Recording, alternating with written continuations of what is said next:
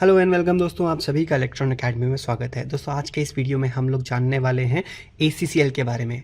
दोस्तों ACCL का मतलब होता है automatic change over with current limiter, यानी ये एक ऐसा डिवाइस है जो कि एक ऑटोमेटिक चेंज ओवर की तरह काम करता है और इसके अंदर एक एडिशनल फीचर है जिसे हम लोग करंट लिमिटर का फीचर कहते हैं। तो इसके बारे में हम लोग आज डिटेल में जानने वाले हैं।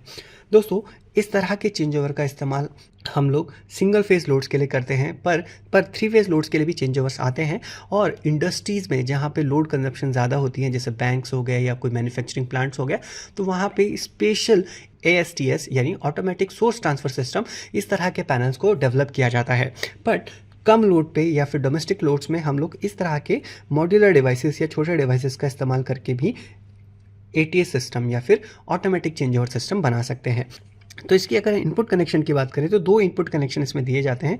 पहला है मेंस का, दूसरा है जनरेटर का। यानी अगर आपके पास दो अलग अलग सोर्सेज हैं, जैसे एक इलेक्ट्रिसिटी बोर्ड से सप्लाई आ रही है और दूसरा आपके पास जनरेटर से सप्लाई आ रही है, तो इस तरह से हम लोग दो अलग अलग सोर्सेज की सप्लाई इसको देते हैं। और इन केस अगर आपका पावर फेलियर होता है या फिर इलेक्ट्रिसिटी बोर्ड की सप्लाई कट ऑफ हो जाती है, तो ऐसी कंडीशन में ये चेंज ओवर क्या करेगा, ऑटोमेटिकली लोड को जनरेटर पे शिफ्ट कर देगा। राइट, तो इसको हम लोग मेंस और जनरेटर दोनों की सप्लाई देते हैं। जब मेंस की सप्लाई कट होगी और जनरेटर ऑन होगा, जनरेटर की सप्लाई आ रही होगी, तो ये चेंज ओवर स्विच क्या करेगा, एक डिले के बाद ऑटोमेटिकली आपके लोड को जनरेटर पे कनेक्ट कर देगा। तो ये काम कैसे करता है इसको देखते हैं।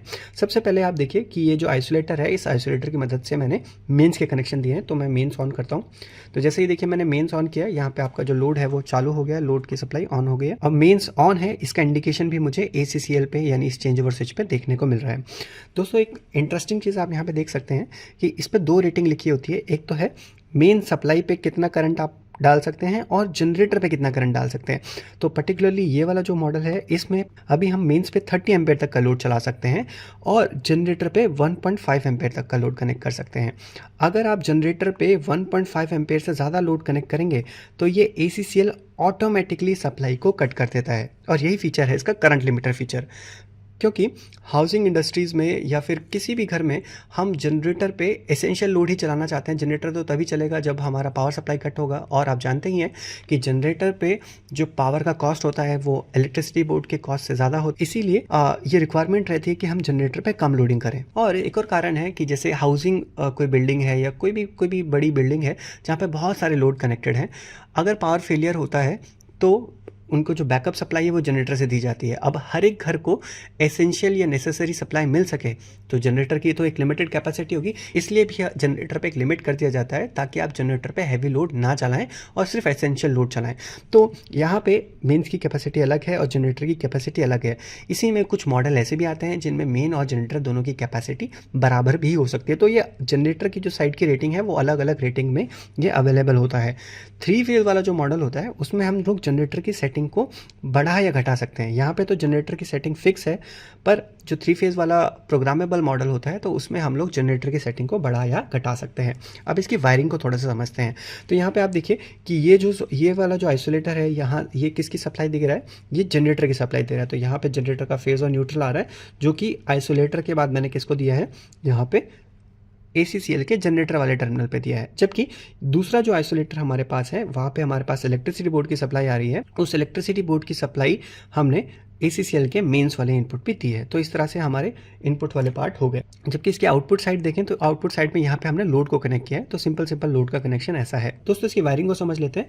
तो ये वाला जो आइसोलेटर है, इस आइसोलेटर पे मैंने क्या किया है, जनरेटर की सप्लाई इस आइसोलेटर की मदद से दी है। तो आप देखिए जनरेटर का फेज और न्यूट्रल हमने इस आइसोलेटर की मदद से ACCL के जनरेटर वाले टर्मिनल पे दिया है। जबकि ये वाला जो आइसोलेटर है, इससे हमने मेंस की सप्लाई ACCL को दी है। और यहाँ पे जहाँ पे लोड लिखा है वहाँ उस साइड पे आउटपुट होता है ACCL का, तो वहाँ से हमने एक लोड को कनेक्ट किया है। अब अज्यूम कीजिए कि आपके मेंस की सप्लाई कट हो गई है। मेंस की सप्लाई कट हो गई तो लोड ऑफ हो गया, और थोड़ी देर के बाद जनरेटर ऑटोमेटिकली ऑन होता है, या फिर अगर मैनुअल जनरेटर होगा तो कोई जाके ऑन करेगा। तो यहाँ पे जैसे ही जनरेटर ऑन होगा उसका इंडिकेशन यहाँ पे देखने को मिलता है कि जनरेटर आपका ऑन हो गया। पर इसमें लगभग 10 सेकंड का डिले होता है, और उस 10 सेकंड के डिले के बाद ये जो लोड है वो जनरेटर पे कनेक्ट हो जाता है। तो आप देखिए जो मैंने 10 सेकंड का डिले बताया, तो उस डिले के बाद लोड आपका जनरेटर पे कनेक्ट हो गया और अभी आपका लोड जो है वो जनरेटर पे चल रहा है। और यहाँ पे मुझे इंडिकेशन भी मिल रहा है कि मेरा जो लोड है वो जनरेटर पे ऑन है। अब अगर यहाँ पे अगर आप देखें तो जनरेटर पे कैपेसिटी है 1.5 एम्पेयर। अगर हम इस पे हैवी लोड लगा दें या फिर 1.5 एम्पेयर से ज़्यादा लोड जनरेटर साइड पे कनेक्ट कर दें तो यहाँ पे मुझे ओवरलोड का इंडिकेशन मिलेगा।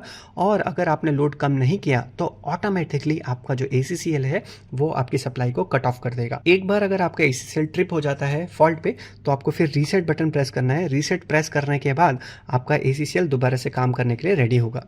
ठीक है, तो इस तरह से तो इसकी नॉर्मल वर्किंग है। अब आप समझिए कि थोड़ी देर के बाद मान लीजिए सप्लाई दोबारा से आ गई।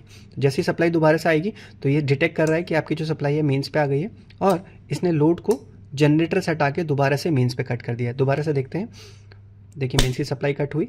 तो मेंस की सप्लाई कट होती है तो लोड आपका एक डिले के बाद जनरेटर पे कनेक्ट होता है। तो यहाँ पे अभी लोड जनरेटर पे चल रहा है। ठीक है, अब पावर सप्लाई कट होने के थोड़ी देर के बाद अगर रिज्यूम हो गई यानी दोबारा से सप्लाई आ गई तो देखिए क्या होगा, तो लोड हमारा जनरेटर से कट ऑफ होके दोबारा मेंस पे कनेक्ट हो जाएगा। पर इसमें भी कुछ डिले रहता है। तो देखिए जैसे ही मेंस की सप्लाई आई थोड़ा सा डिले आया और हमारा जो लोड है वो अभी मेंस पे कनेक्ट हो गया है। राइट, तो आप जनरेटर की सप्लाई को कट ऑफ कर सकते हैं। तो ये था हमारा ACCL डिवाइस, जो कि है बहुत सिंपल डिवाइस पर बहुत काम का डिवाइस है। इसका जो इस्तेमाल है हम लोग कहाँ पे किया जाता है, जनरली बिल्डिंग्स में किया जाएगा, जो नॉर्मल हाउसिंग बिल्डिंग्स हैं या फिर जो अपार्टमेंट्स होते हैं या फिर इस तरह के जो छोटे मोटे लोड हैं जहाँ पे ज़्यादातर जो यूज़र है वो सिंगल फेज यूज़र हैं। तो ऐसी सभी एप्लीकेशन में इस तरह का ACCL या इस तरह का चेंज ओवर स्विच यूज़ किया जाता है। तो दोस्तों आई होप ये वीडियो आप लोगों को पसंद आई। अगर ये वीडियो आपको पसंद आई तो प्लीज़ वीडियो को लाइक ज़रूर कीजिए, चैनल को सब्सक्राइब कीजिए और मिलते हैं अगले वीडियो में।